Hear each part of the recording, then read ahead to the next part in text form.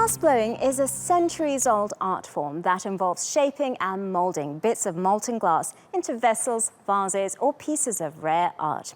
For the past 14 years, the glass furnace in Turkey has been on a mission to keep this tradition alive, and it's doing it by holding workshops that attract participants from all over the world.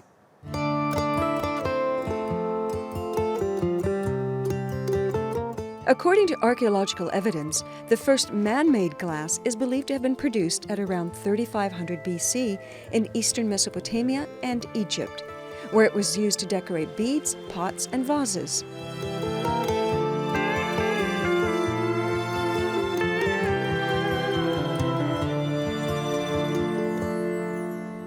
Glass as a medium is very much alchemy. It is a mysterious material. People know where clay comes from. People know where metal comes from. But glass itself, it looks organic, but it's man-made. The glass furnace here in Istanbul has established an artisan residence program for the first time this year. And this is the 4th session. Each session is 4 artists.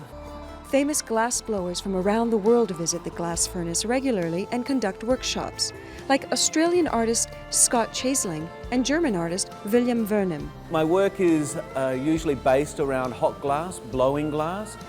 This time I'm working with a good friend of mine from Germany, Wilhelm Vernem, and he's a glass engraver. We're collaborating on works which involve engraved glass, which is then picked up and has more hot glass put over the top of it. This is called a growl technique. And what I like, Scott did completely different things than I did. He's an artist, I'm a glass designer.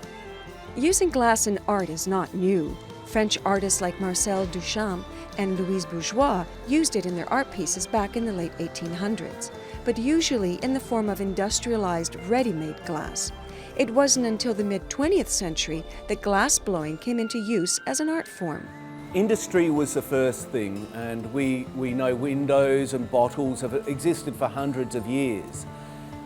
Out of this came the craft of making glass on a small scale, taking away from industry, using the technology, the modern technology, and able to make small furnaces, small equipment for craft.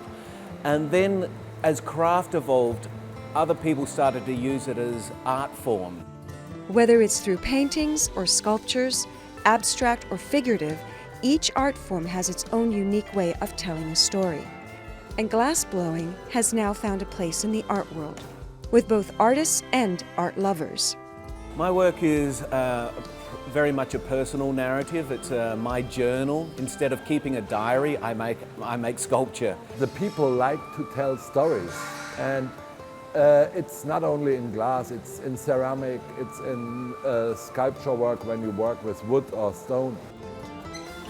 The art of glass blowing involves fire, molten sand, blowpipes, and patience. But above all, it requires people to continue with the tradition. The glass community is very small, but in the same way what I like really it's all people from all the world, around the world comes together, and it's important to share the knowledge, the handcraft things. From ancient vases to computer chips, this magical material continues to adorn our lives in its many incarnations.